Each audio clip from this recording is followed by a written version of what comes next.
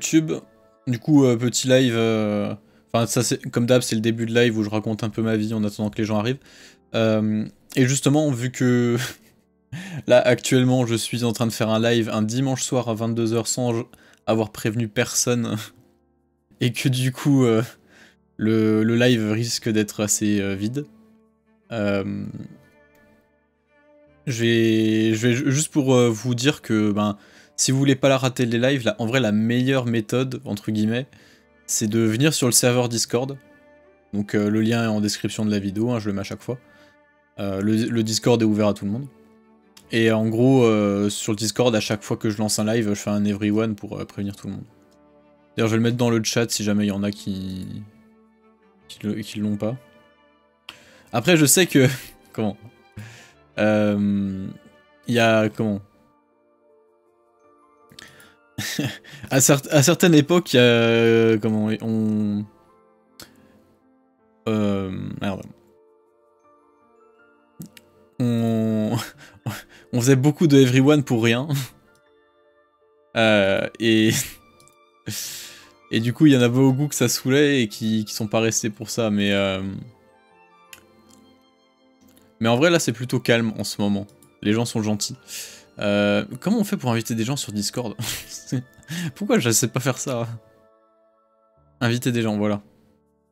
Mais normalement... Normalement... Pourquoi il me demande d'inviter... Ah, faut que je modifie. Expire jamais, illimité. Voilà.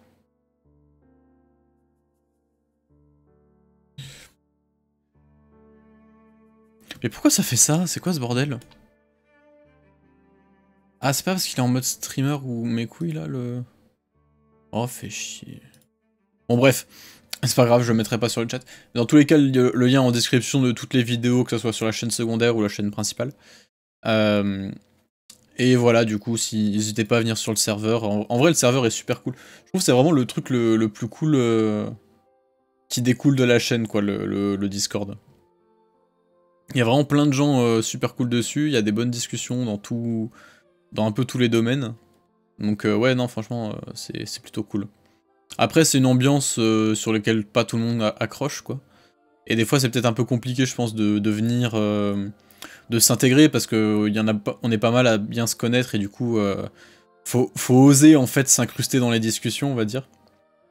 Mais généralement, ça se fait plutôt bien. Hein. Il y a souvent des... Ça arrive de temps en temps qu'il y a un nouveau qui ose s'incruster un peu partout, et puis petit à petit, il fait partie de la conve, on apprend à mieux se connaître, et voilà quoi. Bref. Et du coup, oui, en attendant, bah, comme d'hab, je vais vous raconter un peu ma vie. Non, je vais pas faire comme... Enfin, avant de parler encore de sport et tout, je vais d'abord parler de la prochaine vidéo. Parce que je pense que c'est ce qui intéresse le plus les gens. Donc la prochaine vidéo, vous le savez, je crois. Enfin, ça dépend. Je sais plus si je l'avais dit en live. Ça sera sur Vagabond. Donc, grosse vidéo sur Vagabond. D'analyse très globale du manga. Enfin, sur ce que je trouve être le thème principal du manga qui vraiment parcourt tout l'œuvre. Donc en fait, je vais pouvoir dire en une vidéo quasiment tout ce qu'il y a à dire sur le manga. Enfin, non, quand même pas, mais tout ce que moi j'ai à dire sur le manga, en tout cas pour l'instant, de ce que j'ai à dire. Sauf sur un personnage, sur Matahashi, pour ceux qui connaissent, où là je vais pas dire grand chose, et où à la limite je pourrais presque faire une autre vidéo là-dessus. Et sachant qu'il y aura sûrement une autre vidéo aussi sur Vagabond, une fois que j'aurai lu les romans. Donc les romans qui sont là derrière. Attends. Non merde, c'est dans ce sens là. Ah, chier. Hop. Putain, il faut... Voilà. Ils sont ici. Putain, l'effet miroir, je m'y habituerai jamais. C'est ces trucs-là. Bref. Et du coup, une fois que j'aurai lu les romans dont est inspiré le manga, je ferai sûrement une vidéo de comparaison pour expliquer comment c'est, l'adaptation, etc. On verra. Donc voilà pour Vagabond. Sachant que ouais, la vidéo... comment J'ai fini ma relecture complète avec tous les screens et tout, donc une fois que l'écriture sera finie, ça ira très vite pour le montage, je pense. Je pense qu'en une semaine, ça sera plié, même si la vidéo est longue. Bon, en vrai, non, si elle fait... ouais, non, en vrai, si elle est vraiment longue, non. Mais voilà. Sachant par contre que l'écriture, il y a des risques qu'elle me prenne un peu de temps. Parce que c'est très complexe, en fait. En termes un peu d'organisation. J'ai un peu tout organisé, j'ai réussi à faire un plan. Bien et tout, et je pense que ça peut aller vite. Mais il y a quand même des endroits où je sais que ça va bloquer parce que ben, c'est compliqué. Je vais parler de Spinoza. Spinoza, c'est un philosophe qui est pas forcément facile à appréhender en profondeur, on va dire, et à expliquer avec des termes simples et compréhensibles. Donc il va y avoir un gros taf un peu de vulgarisation, et va falloir que je travaille beaucoup pour bien l'amener, quoi, et pour pas que ça devienne chiant. Pour bien montrer que c'est vraiment ultra proche du manga, que c'est vraiment... que genre... Enfin... en gros, faut pas que ça fasse... Tiens, je parle de Vagabond, puis je fais un cours de philo, puis je reparle de Vagabond, genre c'est un peu nul, je trouve. Faut vraiment réussir à tout mêler tout le temps pour que les gens se rendent bien compte que à chaque truc que je dis, il y a vraiment un lien avec le manga, quoi, donc ça va être très compliqué à faire, je pense, à écrire. Et même en termes d'organisation du truc, c'est compliqué parce que par exemple, comment dire, par exemple il y a une partie qui est un peu centrée sur Musashi et son parcours, sur ce qu'il fait et tout, sauf que le truc c'est que il y a deux chronologies en fait, il y a la chronologie du manga, donc on va dire tome par tome et tout, selon les éléments qui nous sont présentés et tout, petit à petit, donc tome 1, tome 2, etc. Et il y a la chronologie chronologique temporelle, quoi, genre ben, de Musashi depuis qu'il est gamin jusqu'à aujourd'hui, jusqu'à l'âge qu'il a dans les derniers tomes, quoi. Et le truc c'est que le manga revient souvent, il fait souvent des allers-retours avec le passé de Musashi. Et en gros, t'apprends des trucs sur Musashi enfant, enfin des trucs que t'apprends sur lui au tome 35 et qui en fait sont essentiels dans la clé de compréhension du Musashi qui est vers la fin du manga en fait. Et du coup, tu peux pas parler de ça direct alors que c'est au début, enfin, ou c'est chronologiquement au début. Et du coup, c'est tout un bordel parce que je sais pas comment organiser le truc. Je me dis, comment je fais ça? Puis même le fait que, comment, j'ai prévu des sous-parties et tout, sauf qu'en fait, il y a des éléments, des sous-parties que j'ai l'impression que je suis obligé de dire dans les parties d'avant parce que c'est intégré dedans. Donc en fait, il y a tout qui est mélangé, quoi. Tu peux pas juste dire tiens, je vais parler de ça, machin et tout, centré sur Musashi. Et c'est tout, et je m'arrête là parce qu'en fait, dans les parties suivantes, je vais parler d'un autre truc plus spécifique en rapport avec tout ça. Sauf qu'en fait, bah, tu peux pas vraiment séparer les deux, enfin... Mais si tu sépares pas les deux, du coup, t'es obligé de parler de l'autre truc, enfin bref, c'est tout un bordel. Donc voilà, va falloir que je démêle tout ça. Donc j'espère que je vais pas mettre trop de temps. On verra.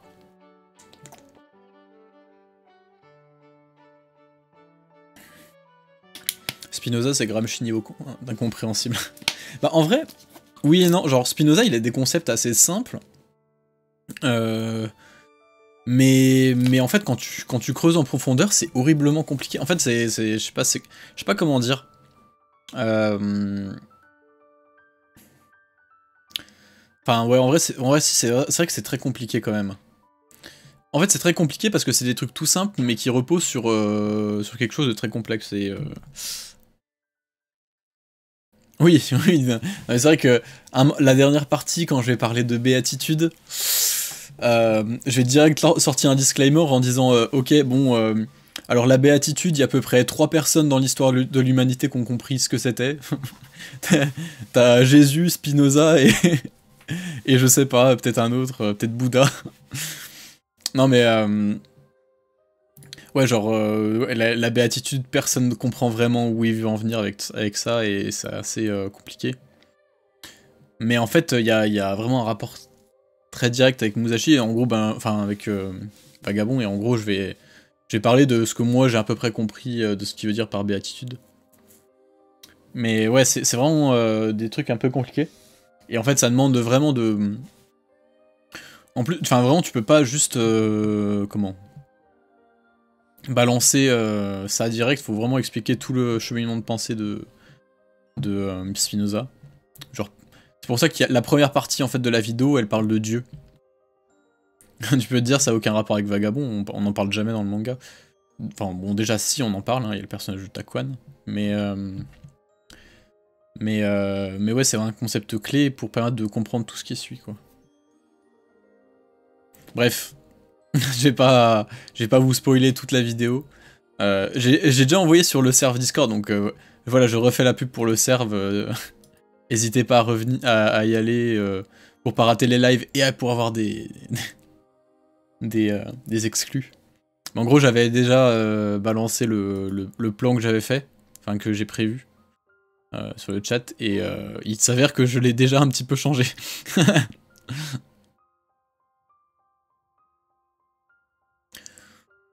En vrai, il passe pas son temps à prier. Les premières prières qu'il fait, c'est à partir du tome 25, je crois. Et en fait, il prie même pas Dieu, il prie justement. Mais c'est ça qui est intéressant et où tu peux rapprocher à ça avec Spinoza, c'est qu'il prie un peu juste la voix qui t'a guidé et tout.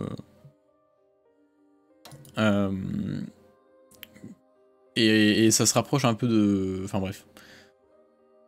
Ça se rapproche un peu de Spinoza dans le sens où Spinoza, il considère Dieu comme étant la nature, et donc comme étant la chaîne de causes et d'effets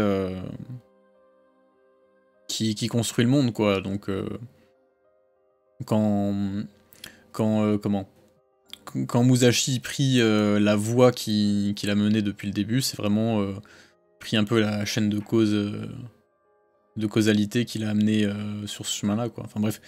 Mais c'est surtout le personnage de Takuan qui est intéressant là-dessus. Ben, c'est un peu lui d'ailleurs qui va servir de mentor spirituel entre guillemets à Musashi, qui va lui permettre de se rendre compte au bout de 30 tomes qu'il était dans l'erreur depuis le début.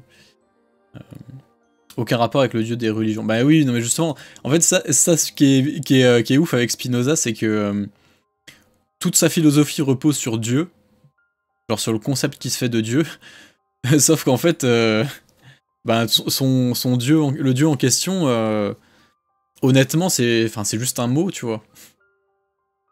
Parce qu'il a, enfin, Dieu, c'est la nature, c'est l'univers, c'est tout, donc en fait, tu pourrais appeler ça Dieu ou n'importe quoi d'autre. C'est pas quelque chose, comment? C'est pas quelque chose c'est pas un vieux barbu. C'est pas un vieux barbu qui veille sur l'humanité, c'est pas un être conscient, c'est pas un être doué d'une volonté quelconque et tout, c'est vraiment juste tout. L'ensemble de l'existant. Comment? Et d'ailleurs, ça implique aussi que l'ensemble de l'existant, que du coup l'univers, donc Dieu, il existe rien d'autre, et du coup ça fait de Spinoza un un mec vraiment matérialiste en fait. Enfin non, il est pas matérialiste, il est plutôt comment dire. En gros, il n'y a pas d'arrière-monde, si tu veux, il n'y a pas de paradis, d'enfer, de vie après la mort, de trucs comme ça. Tout existe dans l'univers en soi est le seul monde qui existe, quoi, entre guillemets.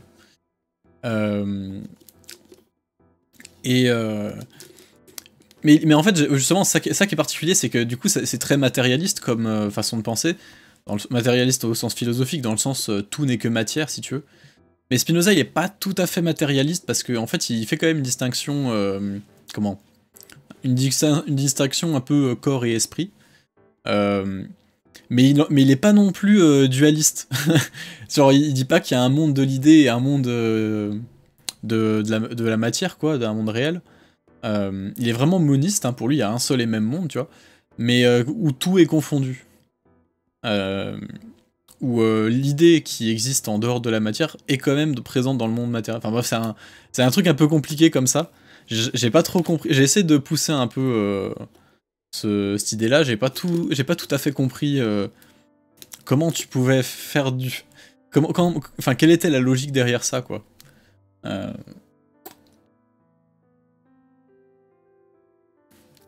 fait comment... Enfin, comment tu peux être à la fois moniste et quand même séparer les idées du réel, tu vois, genre, c'est un concept que je trouve un peu chelou. Enfin, dans tous les cas, c'est pas très important. Mais du coup, ouais, c'est super intéressant parce que, en fait, Spinoza, je trouve, il a vraiment... Enfin, ce que j'aime bien avec lui, c'est qu'il a vraiment un truc... un espèce de système de pensée qui te permet de penser le monde entier, tu vois, sous tous les aspects. Parce qu'il parle direct de la question de Dieu. Et par ça, il en conclut, qu'il n'y a pas d'arrière-monde, qu'il n'y a pas de paradis, d'enfer, de machin. Que la seule existence, la seule chose qui existe, c'est l'univers en soi. C'est la nature, c'est Dieu. 2, il en conclut un déterminisme total. C'est-à-dire que tout est déterminé par la nature. Par les lois de la nature, par les lois physiques en fait, hein, tout simplement. Il l'a pas dit comme ça parce que forcément c'est pas comment. il a écrit ça au XVIIe siècle, hein, donc genre les connaissances en physique étaient pas les mêmes que celles qu'on a aujourd'hui. Et mais il en conclut quand même tout ça, donc c'est déjà fort, tu vois. Je connais pas l'histoire de la philosophie, l'histoire des idées au niveau du déterminisme, mais quand même opter dès son époque pour un déterminisme total, absolument total, dans lequel l'humanité n'a en soi pas de libre arbitre, c'est déjà un truc très très fort, tu vois, genre... Et puis, enfin, surtout quand tu sais dans le contexte dans lequel il a vécu, quoi, où la religion était prégnante et tout. D'ailleurs, c'est pour ça l'appelait le prince des athées. C'est assez marrant d'ailleurs. Alors qu'il fait que parler de Dieu tout le temps. C'est la place qui a argué pour un déterminisme total. Bah après, comment Spinoza, il est un peu comme ça. Enfin, lui, il est plutôt sur l'immanence la plus totale. Dans le sens où... comment il n'y a rien qui est extérieur au monde, et vu que tout est Dieu, tout est... Enfin, je sais pas comment... Vous voyez, j'ai du mal à vulgariser comme ça en impro, hein. C'est compliqué. Mais après, enfin, je trouve le déterminisme, il découle tout naturellement de ça, quoi. Je vois pas comment tu peux admettre des exceptions au déterminisme à partir du moment où tu pars du principe que tout est déterminé, enfin, genre... c'est...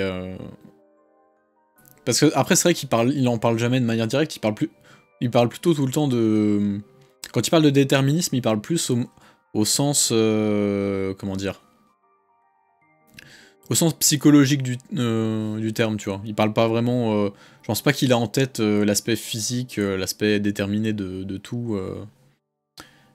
Je pense que oui, il parle plutôt dans le sens où les humains agissent parce que ils ont été déterminés comme ça, tu vois, parce qu'il y a toute une chaîne il y a toute une chaîne causale qui les a fait penser de telle manière, qui les a fait désirer telle chose, etc. Leibniz pensait que l'âme était en dehors de la chaîne de causalité de l'univers. Ah oui, d'accord. Oui, il y aura une rediff, j'ai activé la rediff. J'ai bien fait parce que je pensais pas parler d'autant de choses comme ça. Donc ouais, t'inquiète. Mais oui, Spinoza, il parle vraiment de... Ouais, l'Empire dans l'Empire, exactement. C'est vraiment le...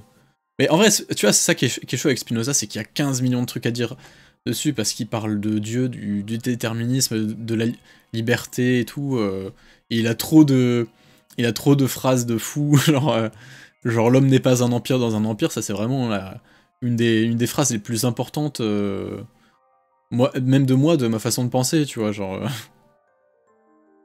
je trouve ça dingue, tu vois. Et il y en a plein d'autres, hein. Mais ça, j'en avais déjà parlé dans la vidéo sur FMA, donc c'est un truc que je vais pas non plus appuyer de fou. Enfin, si, je vais quand même un peu en parler, mais vaguement. Mais tu vois, c'est pour ça que, après, Spinoza, dans son ouvrage majeur, l'éthique, il parle d'abord de Dieu pour expliquer en quoi Dieu, c'est la nature, en gros. Spinoza, c'est un peu comme Kant, c'est des philosophes qui ont essayé de faire une théorie totale de l'univers, et ça fait des cathédrales de la pensée assez fascinantes. Bah ouais, c'est clair. Et ouais, du coup, comment? Je sais plus où je voulais en venir. Mais oui, en gros, c'est pour ça. Enfin, Spinoza, il parle vraiment de ce principe-là que Dieu, c'est la nature, que qu'il existe que le monde. Enfin, que en gros, que c'est vraiment qu'il existe que ça. Que vu que Dieu est la nature, il n'existe rien d'autre. Que tout est immanent, en gros, que tout en fait. Enfin, qu'il n'existe rien d'extérieur au monde, rien qui l'influence de l'extérieur. Et du coup, d'ailleurs, ça nie complètement l'existence d'un dieu créateur, puisque en fait, le dieu créateur, c'est un dieu qui arriverait de manière extérieure et qui créerait le monde comme ça d'un coup, alors qu'en fait, il dit bien que Dieu est le monde, et qu'en gros, entre guillemets, la naissance du monde, c'est la naissance de Dieu en même temps, quoi. C'est pas... Donc ça peut pas être Dieu qui l'a créé son... Enfin bref. J'ai évité de me perdre là-dessus. Mais parce que ce que je voulais dire, c'est qu'en gros, il en déduit un espèce de déterminisme selon ce qu'il appelle les lois de la nature. Et il n'a pas connu la physique quantique. Oui. On va pas lui en vouloir pour ça. Hein. Du coup, on peut dire que le monde est unique. Monade? Comment ça? Tu veux dire moniste? Parce que oui, il est moniste, Spinoza. Il est pas dualiste. Il est pas dualiste, mais par contre, il croit quand même une différence entre l'esprit et la matière. Ce qui est assez bizarre. Mais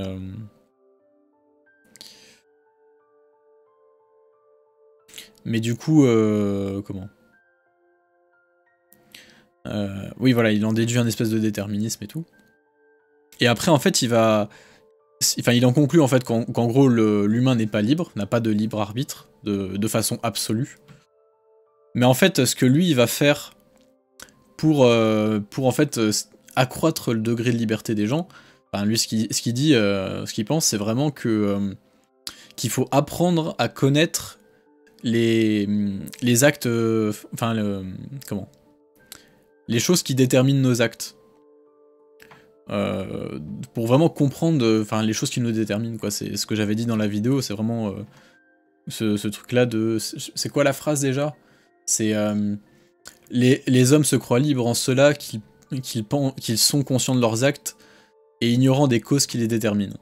Et en fait, c'est vraiment tout ça il va tout s'appliquer à travers son... Comment? Sa théorie de... Merde, comment ça s'appelle déjà? Sa théorie des affects, à découvrir en fait quelles sont les choses qui déterminent les désirs des gens. Et à partir de tout ça, comment? Une fois qu'on a compris en gros les choses qui nous déterminent dans nos pensées et tout, ben non seulement on peut corriger les trucs à la con, tu vois, genre si on est... Tu sais, je sais pas, si on fait de la merde parce qu'on est bourré, on peut dire, bah tiens, on va arrêter de boire, peut-être. Mais de manière plus fondamentale, il nous enjoint en fait à accepter en fait nos déterminations, à vraiment les comprendre dans le détail et tout. Et en fait, à partir de tout ça, comment? Merde, comment expliquer? C'est vraiment là que je coince, hein, parce que la béatitude c'est très, très compliqué, mais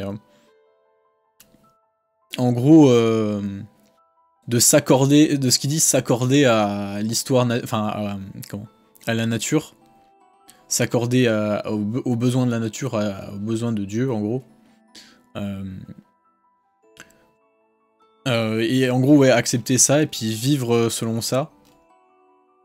Et puis, puis ça serait ça, en fait, en vérité, être complètement libre, quoi. S'abandonner vraiment à, à ce qu'on est déterminé à être, en gros. Je crois que j'avais pris des notes là-dessus. J'ai un Google Doc où j'ai pris plein de notes.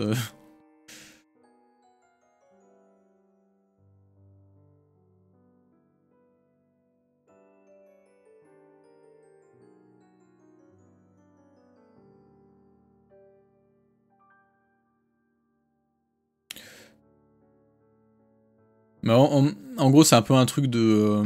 comment ouais, de se débarrasser un peu de nos désirs les plus mauvais et d'accepter les désirs qui sont bien et puis de vivre en accord avec ça, quoi. Enfin, en fait, c'est un peu... ça rejoint un petit peu le... Comment? Ça rejoint un petit peu le... Comment on appelle ça déjà? Le stoïcisme. Le fait d'un peu d'accepter... d'accepter en gros nos déterminations, ce qu'on est déterminé à faire et tout, et de pas être en colère pour des choses pour lesquelles on n'a pas de... On n'a pas de... Comment? D'impact. Pour lesquelles on peut rien faire, tu vois. La différence, c'est que le stoïcisme, c'était vraiment en mode... c'est ça, mais poussé à l'extrême. Et c'est un peu un truc démobilisateur, dans le sens où... où genre... comment? Genre, je sais pas, ta femme t'a quitté, ou ta femme est morte, t'as pas besoin de... Tu dois pas être triste parce que... parce que c'est ce qui devait arriver, tu pouvais rien faire contre, et maintenant que c'est arrivé, voilà, enfin, bref. T'as un peu ça, alors que Spinoza, lui, il est vraiment... D'ailleurs, il est vraiment pas du tout contre ça, et ce qu'il dit, c'est souvent que... comment?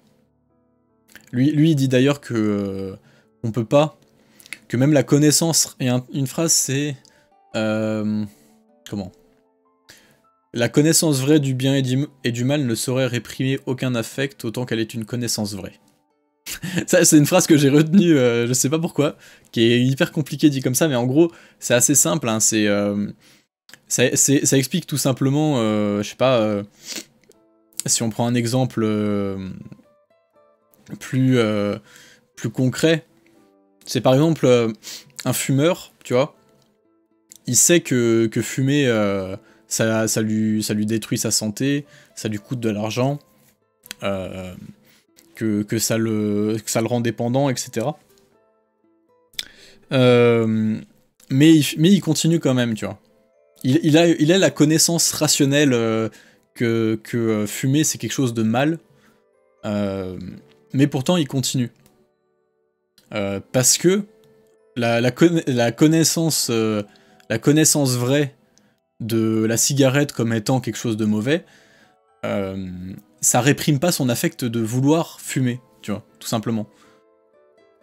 Et en fait, ce que dit Spinoza, c'est que pour remplacer un peu un affect qui est comment dire qui est délétère pour soi, on peut juste le remplacer par un affect encore plus puissant, en gros. Et ça, c'est un truc qui s'applique pas mal à la vision politique, dans le sens où en fait, on convaincra jamais des gens de manière rationnelle, même en leur expliquant rationnellement que les gens pour qui ils votent, que leurs idées, etc. sont mauvaises, y compris pour eux-mêmes. Genre, typiquement, tu vois, les gens qui votent RN parce qu'ils détestent les Arabes, mais tout en sachant que le RN, ils vont les niquer parce qu'ils sont pro-riches, tu vois, parce qu'ils vont avantager les riches en priorité, et que le peuple, ils s'en foutent. Ben, en fait, leur affect raciste reste plus puissant encore que cette connaissance rationnelle, en fait, du fait que, ben, de toute façon, ils vont se faire niquer, quoi. Et du coup, le seul moyen de corriger ça, c'est de leur donner un affect encore plus grand, à quelque chose de plus émotionnel et tout. Et toute la question est de savoir comment on fait ça, quoi. Bref. Mais tout ça pour dire que, contrairement au stoïcisme qui pousse un peu comment? Comme je disais, une espèce de préservation de statu quo, parce qu'en gros, c'est un peu en mode, bah, de toute façon, rien ne dépend de moi, donc, enfin, tout ce qui dépend pas de moi, faut pas que je m'y implique. Et le truc, c'est que, dans les exemples que donnent les stoïciens, t'as clairement des trucs qui, en fait, peuvent dépendre de toi. Donc, c'est dans l'absolu, tu vois. Au moins de manière indirecte, donc si tu veux... tu vois, Spinoza, il est vraiment en mode... comment? Que c'est justement le fait que... Imagine, je sais pas, t'es un stoïcien, par exemple, qui est addict à la drogue, il va se dire, ben, de toute façon, je suis addict, c'est comme ça, je peux rien y faire. C'est... comment? C'est un peu... comment? Physiquement parlant, ça produit telle chose dans mon cerveau qui fait que machin. Donc, faut juste que je l'accepte, quoi. Alors qu'un spinoziste, il te dira, non, c'est vraiment... quelles sont toutes les causes qui t'ont mené à faire ça? Qu'est-ce qui détermine que tu fasses ça? Et puis comment... Enfin, quelles choses tu peux mettre en place pour en sortir? Quel déterminisme, en gros, tu peux mettre en place pour aller vers là où... Enfin, vers la solution qui serait la meilleure, quoi.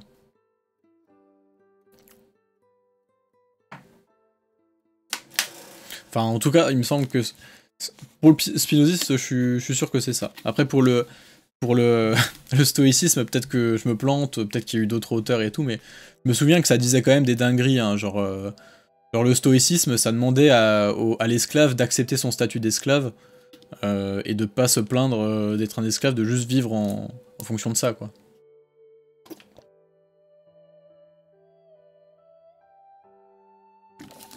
Alors que le spinoziste, il va te dire, ben... Ce qui détermine le fait que tu es un esclave, c'est toute une construction sociale qui a rendu l'esclavage acceptable, toute une histoire qui a mené tel pays à envahir ton pays et à te réduire en esclavage, etc. Donc c'est tout ça qui a fait que tu es devenu un esclave, et donc il faut changer la société tout entière pour mettre fin à l'esclavage. Il faut... comment ? Il faut arrêter les conquêtes... Enfin, les conquêtes de pays et tout pour esclavagiser des peuples entiers. Enfin, tu vois, il y a tout ce truc... tout ce cheminement-là, quoi. C'est vraiment une approche globaliste, si tu veux.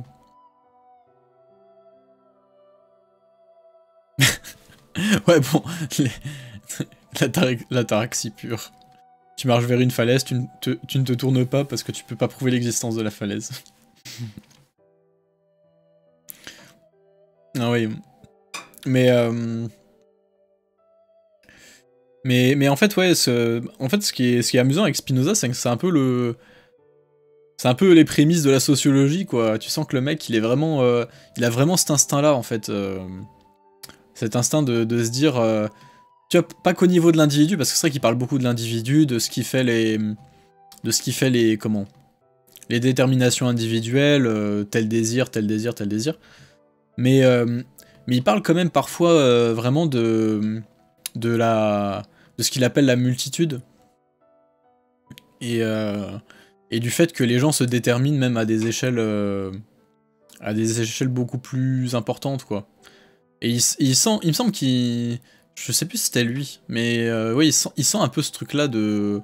Comment? Des forces, en fait, qui sont pas juste un ensemble de forces individuelles, mais qui sont une force en elles-mêmes. Genre... quand on parle de société entière. Dans le sens où, si tu veux, comment? J'en avais parlé dans la vidéo sur FMA. Le fait que qu'en fait les déterminations, enfin comment dire, oui si, le corps social entre guillemets, donc l'ensemble des gens qui forment une société produisent quelque chose, enfin un espèce de un collectif, quoi, en gros, qui est pas juste un ensemble d'individus, mais une existence en soi, en fait, entre guillemets. Et qui... Enfin bref, sujet collectif, sujet individuel. Oui, voilà. Je sais plus qui. J'en avais. Je me souviens que j'en avais parlé dans la vidéo sur FMH, mais j'ai un trou de mémoire du concept que j'avais convoqué. Je sais plus. Je suis pas sûr que c'était Spinoza. Ah, c'était. Oui, c'était le holisme. Voilà, c'est ça, c'est le holisme. Mais d'un autre côté, il est un peu holiste aussi, Spinoza. T'as un peu cette idée là chez lui d'apprendre quelle est la totalité. Vraiment de saisir les choses dans leur ensemble. Sponsorisé par Oli. Non, j'ai pas encore lu le chapitre. Mais en plus, t'as vraiment ce truc-là chez Spinoza. Je crois que je l'avais noté, là. Bah d'ailleurs, oui, c'est en rapport avec la béatitude. Qui est... Comment j'avais noté... Enfin, je sais plus où ce que j'avais noté ça, mais en gros, Spinoza, pour lui, la béatitude, c'est un espèce... ce qu'il disait, un état de perfection de l'âme qui résulte de la connaissance du troisième genre. Alors, parce que Spinoza, oui, lui, pour lui, il y a 3 types de connaissances. J'avais noté ça. La connaissance du premier genre, qui est la connaissance par l'imagination et l'expérience sensible. Donc qui est basée sur des perceptions vraiment fragmentaires, quoi. La connaissance du deuxième genre, qui est la connaissance rationnelle des choses. Basée, tu vois, sur la raison, sur l'enchaînement logique d'idées, etc. Donc t'as vraiment ce truc-là un peu de... Voilà, les expériences... genre ton expérience sensible, ce que tu vois, ce que tu ressens, machin. L'analyse un peu rationnelle de cette expérience, entre guillemets. Et après, la connaissance du troisième genre, c'est une connaissance intuitive. D'ailleurs, j'avais noté entre parenthèses Scientia Intuitiva. Parce qu'en vrai, Spinoza, il kiffe... Enfin, ou même les gens qui commandent Spinoza, ils kiffent utiliser les termes que Spinoza utilisait en latin. Ça fait prestigieux. Et en gros, la connaissance intuitive, comme il l'appelle, la connaissance du troisième genre, c'est comment comprendre de façon directe l'essence des choses. Genre, il disait, ouais, saisir directement les essences des choses et à comprendre leur lien avec l'essence divine, et donc la nature. Et ça, c'est vraiment, en vrai, c'est déjà du holisme. Hein. Franchement, c'est vraiment ça. Hein. Parce qu'en gros, tu comprends les choses dans leur essence et dans leur rapport, en fait, avec les lois de avec la nature, et donc, en fait, bah, comment ces choses-là sont déterminées, comment elles sont créées, quoi. C'est vraiment saisir la chose dans l'ensemble, et de tout ce qui a fait qu'elle existe, entre guillemets, de tout ce qui l'a déterminé, quoi. C'est vraiment, et en fait c'est vraiment, en vrai c'est vraiment de la sociologie avant l'heure, quoi. Je trouve ça dingue, ou même de la science entre, enfin c'est vraiment ce mélange là, c'est de se dire, comment, je sais pas comment expliquer. Mais bref, je pense que vous avez à peu près compris où je vais en venir. Bah, en gros, en vrai, c'est vraiment juste l'idée de comprendre le monde de la façon la plus fondamentale possible, quoi. Comprendre sa logique, comprendre comment tout fonctionne.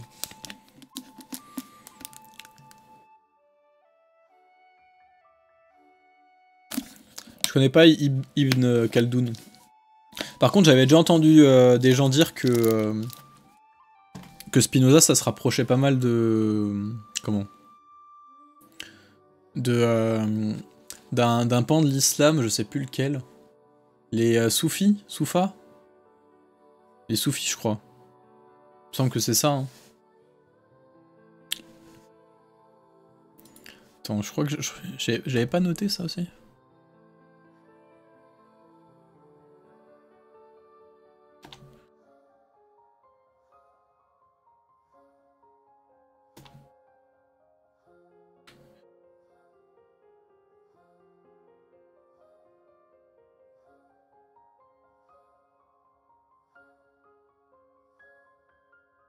Ouais, les soufistes.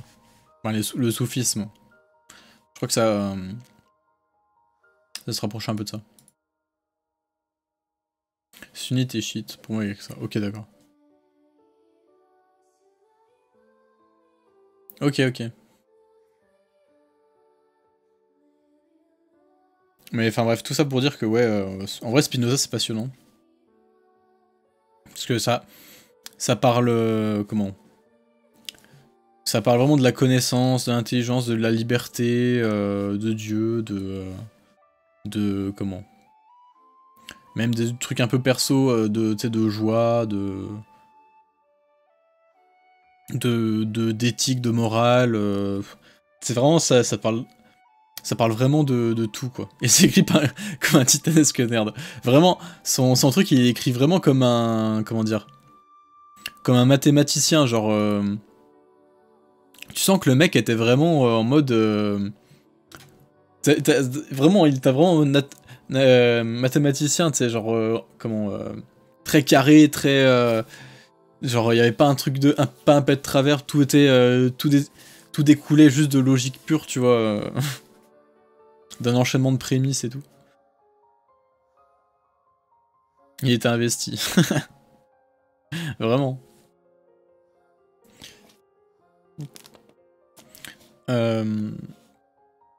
Mais comment?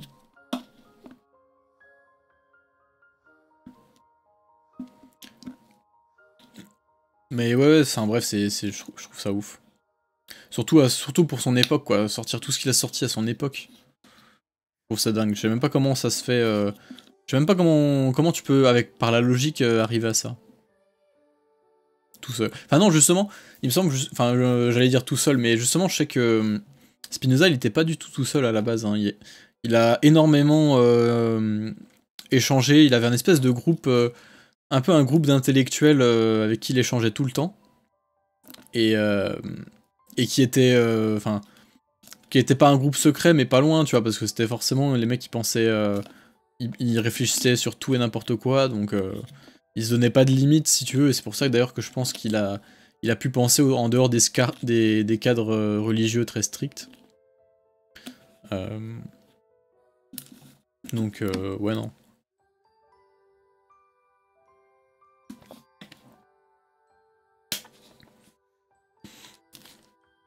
Mais justement t'as un peu ce truc là dans son œuvre aussi, parce que ce Spinoza ça peut très bien, tu pourrais très bien l'utiliser en mode développement personnel, en mode comment t'améliorer toi, comment devenir un winner, tu vois, genre en mode comprends ce qui te détermine pour ne pas être un mouton, tu vois, genre pour être un peu au-dessus de la masse, tu vois. On pourrait faire un peu ce truc-là, sauf que Spinoza il va vraiment plus loin, il pense vraiment il pense vraiment les choses de façon globale et sociétale, si tu veux. Pour lui, ce qu'il faut c'est pas s'améliorer juste soi, faut améliorer toute la société et amener tout le monde à être le plus vaste possible, tu vois. Mais c'est pour ça d'ailleurs il parle de, en fait le point, le j'espère avoir du spinozisme alpha, ça va être rigolo, ouais, c'est clair. Non mais c'est pour ça que le point principal en fait de la vidéo dont je vais parler sur Vagabond, ça va être la différence entre pouvoir et puissance. Parce que ça c'est un truc dont Spinoza se parle énormément sans vraiment trop en parler. Genre c'est assez subtil mais sauf que c'est tellement important et flagrant quand tu t'analyses vraiment en profondeur ces textes que énormément de commentateurs de Spinoza en ont parlé, tu vois. Je sais que Deleuze en a beaucoup parlé. Il y a un livre entier de Antonio Negri qui s'appelle, je crois, Pouvoir et puissance, un truc comme ça. Donc t'as vraiment, en gros, cette idée de le pouvoir, c'est la domination des autres. Dans le sens, en gros, t'écrases les autres pour être meilleur qu'eux, pour être supérieur à eux. Ah ouais, non mais vraiment, là, c'est hyper incroyable. Puis qui pète un plomb aussi en disant « Ouais, je suis invincible et tout. » Bref. Et en fait, la puissance, en fait, c'est c'est juste le fait de grandir en gros et d'être meilleur, si tu veux, pour caricaturer. Lui, ce que Spinoza disait, comment accroître en puissance, c'est un peu avancer vers une perfection plus grande, quoi, à chaque fois. Non, je fais pas une relecture vagabond, là, je parle juste de la prochaine vidéo. Comment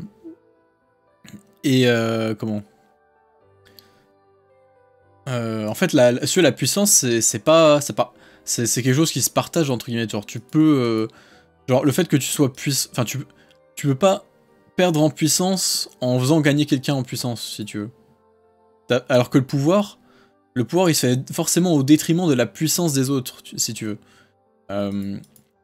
Le pouvoir, c'est la confiscation même de la puissance des autres. Le principe même du pouvoir, c'est ça. C'est le fait vraiment de confisquer la puissance d'agir des autres, de les limiter en quelque sorte, pour tes propres intérêts. Alors que la puissance, c'est quelque chose que tu peux rechercher sans mettre les autres dans la merde, quoi.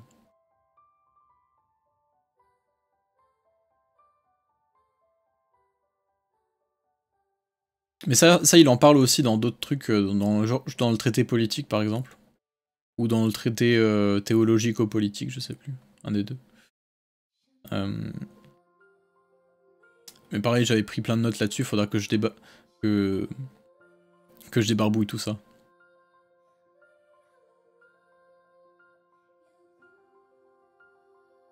Ah oui, j'avais noté une citation là, du traité politique. Qui est... Voilà. Puisque chacun, à l'état naturel, relève de son propre droit aussi longtemps seulement qu'il peut se garder contre l'oppression d'un autre, et puisque d'autre part, un homme seul s'efforcera en vain de se garder contre tous, alors, aussi longtemps que le droit naturel des hommes est déterminé par la puissance de chacun, aussi longtemps est-il nul, et plus imaginaire que réel, puisqu'on n'a aucune assurance d'en jouir. À quoi s'ajoute que les hommes ne peuvent guère... Putain, excusez-moi. À quoi s'ajoute que les hommes ne peuvent guère se maintenir en vie ou cultiver leur âme sans le secours les uns des autres. C'est vraiment, tu vois, c'est vraiment cette idée-là que... qu'en fait, même la... Comment ? Le pouvoir, en fait, c'est vraiment une illusion de puissance.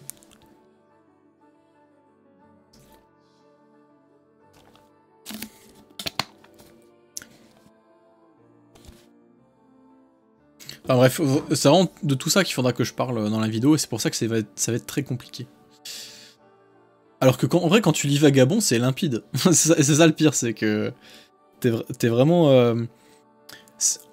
En fait, quand tu lis Vagabond, tu t'en rends pas forcément compte. Quand tu comprends un peu ce que dit Spinoza, ça te saute aux yeux, et là tu te dis « Ah oui, putain, Vagabond, c'est vraiment fort pour ce qu'il fait. » Mais en fait, du coup, t'es obligé de d'abord parler de Spinoza, de parler de trucs très complexes, pour ensuite l'expliquer de manière très simple avec Vagabond, et sans pouvoir l'expliquer de manière très simple avec Vagabond, sans parler auparavant de Spinoza. Donc c'est pour ça que c'est un peu la merde.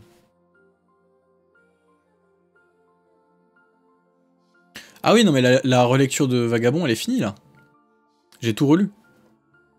J'ai déjà commencé l'écriture de la vidéo, j'ai fini la première partie là. J'en suis déjà... La première partie, elle fait 2000 mots, un truc comme ça, donc ça fait à peu près... Putain, ça ferait déjà un peu de temps, quand même. Enfin, avec l'intro, je suis pas très loin de 10 minutes de vidéo, déjà. Deleuze, c'est Berserk. En vrai, Deleuze, j'ai pas encore trop... appuyé dessus.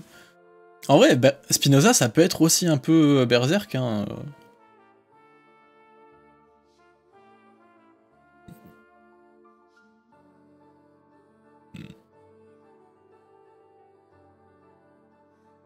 Bon, en soi, Spinoza, ça peut être un peu tout le monde, parce que pour moi, c'est un peu le philosophe le plus global, et qui pour moi se rapproche le plus de la vérité, quoi. Dans sa vision du monde. Faut un autre philosophe incompréhensible pour Vinland Saga. Ouais, j'avoue. Vinland Saga, on avait parlé de qui déjà dans la vidéo? On avait parlé un peu de Hobbes. Mais vite fait. On avait parlé un peu de morale. Vu qu'on avait parlé de morale, on avait parlé un peu de comment? On avait parlé un peu de Kant, hein. Je crois qu'on avait un peu parlé... Enfin, non, on avait mentionné la morale kantienne, parce que... Enfin, surtout la morale... comment? Déontologiste. Oui, je crois qu'on avait parlé un petit peu de Rousseau. Et puis forcément, on avait parlé de la morale conséquentialiste, donc on avait parlé de... Merde, comment il s'appelle? Jérémy Bentham, je crois.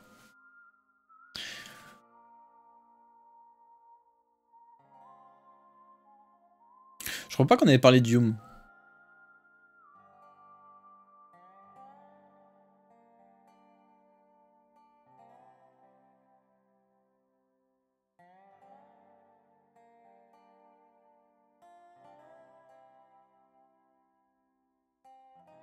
Ouais, en vrai, retournez voir la vidéo, elle est très très bien. Bon bref, j'ai quand même... parce que je vois, il est 23 h là. Faudra faire Yotsuba aussi. Ouais, mais Yotsuba, je sais pas si je suis encore prêt pour... Intellectuellement, je suis pas encore assez bien armé pour aborder un truc pareil, tu vois.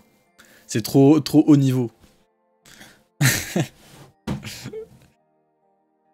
Mais bref.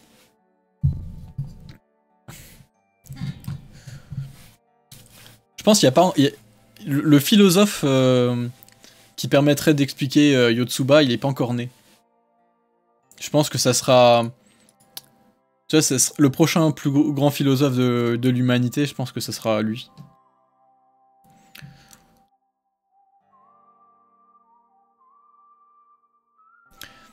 Enfin bref, juste tiens, pour finir la partie un peu... je parle de ma vie avant qu'on lise le chapitre, parce que putain, quand même, on était venu pour ça à la base. Juste pour parler vite fait comment de sport, bien évidemment. En ce moment, je suis dans la merde. Ah bah, Railbug qui vient d'arriver. T'as raté tous les meilleurs moments là. On a parlé de philo là, ça fait 50 minutes qu'on parle que de ça. Et là maintenant tu vas devoir te taper moi qui raconte ma vie et qui parle de sport. Bref.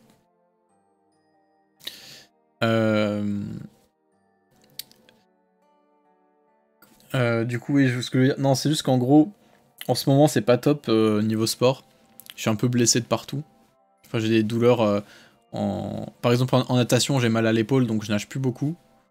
Bon, en revanche, je fais pas mal de renforcement musculaire pour pas rien faire, et puis essayer de gagner un peu en puissance, quoi, en attendant. Mais ça allait un peu mieux, là, récemment, donc je pense que je vais me remettre petit à petit à nager un peu plus. En course à pied, ben, je peux toujours pas courir, j'ai des douleurs aux pieds qui m'empêchent de courir. Et en fait, je suis vraiment dans la merde parce que... t'as payé des digressions sur Spinoza. Mec, j'ai fait 40 minutes de digression sur Spinoza. Mais il y aura la rediff sur YouTube, hein, t'inquiète. Donc ouais, je peux pas courir, donc c'est chaud. C'est d'autant plus chaud que j'ai un semi-marathon dans 2 semaines. Dimanche, dans 2 semaines, je dois faire un semi-marathon. Ça fait 1 mois et demi que j'ai pas couru. Quasiment 2 mois en vrai d'ailleurs. Donc je suis dans la sauce. Honnêtement, je sais pas du tout ce que ça va donner. Je pense que je pourrais courir d'ici là. J'aurais sûrement... je serais plus blessé à mon avis. Mais par contre, la perf va être catastrophique. Vraiment, ça va être cataclysmique. Peut-être que ça va pas être... Enfin, je pense que j'arriverai à le finir sans trop de problèmes parce que... la distance semi-marathon, c'est vraiment pas un souci pour moi. Genre, je l'ai fait plusieurs fois à l'entraînement en faisant des séances avec de l'intensité et tout. Genre, pour moi, c'est pas long, 21 km. Ça l'est forcément un petit peu, mais je pense que si je le fais en mode footing, ça me fera rien du tout comme effort.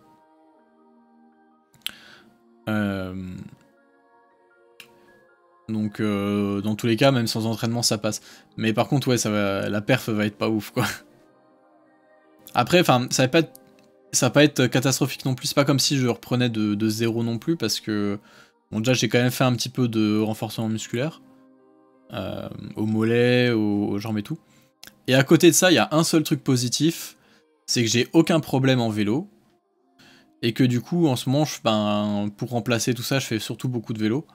Genre, cette semaine, j'ai fait 5 sorties de vélo dans la semaine. Après, j'en ai fait des très cool parce que quand t'enchaînes, faut faire beaucoup d'endurance, sinon tu t'es vite crevé. Mais j'ai vraiment des bonnes jambes. J'ai vraiment fait des sorties pas... Je crois que j'ai fait pas des sorties très longues. Hein. Dans la semaine, en tout, j'ai fait 250 km. Donc ça fait ouais, du 50 km par séance, quoi, grosso modo. C'était plus ou moins ça, hein, entre 40 et 60 à chaque fois. Et franchement, la forme est plutôt bonne, hein. J'étais surpris. Surtout hier. Hier, j'ai fait une séance assez classique, c'est 3 fois 10 minutes allure course, quoi. En gros, pendant 10 minutes, tu roules à la vitesse max sur une heure à peu près, on va dire. J'ai fait ça. Et franchement, ça tournait bien, j'ai fait des bonnes stats. Et ça nous a fait une grosse sortie, parce qu'on y allait à 3. Ça nous a vraiment fait une grosse sortie où, au final, on a fait 33 km/h de moyenne. Sur 2 heures à peu près. Donc un peu plus de 60 km. Donc vraiment, vraiment en vélo, j'ai la forme, quoi. C'est ça qui est un peu bien en triathlon, c'est que si t'es un peu blessé dans un sport et que tu peux toujours faire l'autre, bah tu peux t'axer sur l'autre et puis pas perdre ton temps, quoi. Donc voilà. Donc vu comme je suis en forme en vélo, et vu comme bah, ça utilise les muscles des jambes et beaucoup le cardio aussi, je pense que je serai pas en mauvaise forme non plus, quoi. Ça sera pas comme une grosse blessure où tu t'arrêtes complètement pendant 1 mois et demi et où tous tes muscles ils ont fondu de fou. Donc pour ça que je vais pas annuler le semi. À part si d'ici là j'ai vraiment mal et tout, ou je sens que ça va être catastrophique et tout, là je le ferai pas.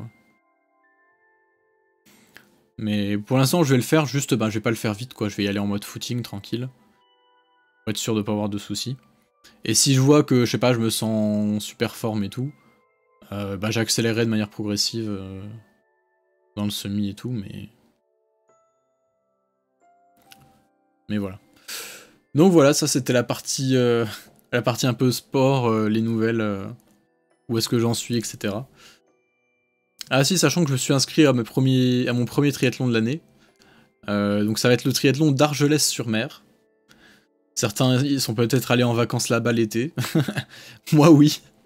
Moi, je suis déjà allé en camping là-bas quand j'étais gamin. Je vais faire le triathlon là-bas parce que je serai à Montpellier à cette époque-là, c'est le 18 mai.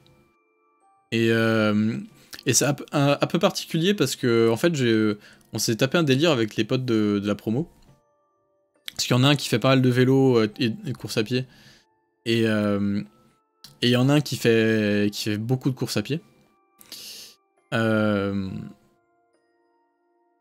Et du coup, en fait, ce qu'on va faire, c'est qu'on va faire un triathlon en relais, à longue distance. Donc en fait, moi, je vais nager, il y en a un qui va faire le vélo et l'autre qui va courir. Donc je vais faire ça, le départ c'est tôt le matin, vers 8h du mat. Et vu que moi je fais juste la natation et que ça va durer peut-être une demi-heure tranquille et que c'est pas trop épuisant, tu vois, il y a que 2 km. L'après-midi, après, je vais faire le triathlon complet. La petite distance, quoi, le format S, comme on dit. Donc c'est bien, ça va me faire 2 courses dans la journée. Mais ça va être une très tôt le matin avec que de la natation, et puis après le triathlon complet l'après-midi. Donc ça va, c'est pas trop dur. Ça va être bien pour une reprise, je pense. Donc voilà. Voilà le programme. Et oui, il y aura Ludo. Il y aura Ludo qui sera mon photographe officiel. Moi je dis, tu vas pas prendre que moi en photo, donc les autres aussi devront te donner un petit billet. On partagera en 4. Moi, Émile, Clara et Quentin.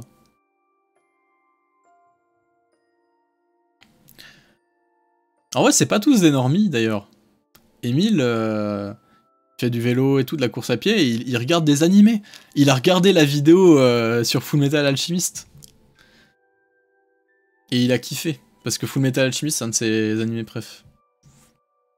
Donc vous voyez. Ouais, bon, Ludo, c'est pour d'autres raisons qu'il dit de le respecter. Attends, Ludo, t'en sais rien, ça se trouve, il regarde le live. Hein.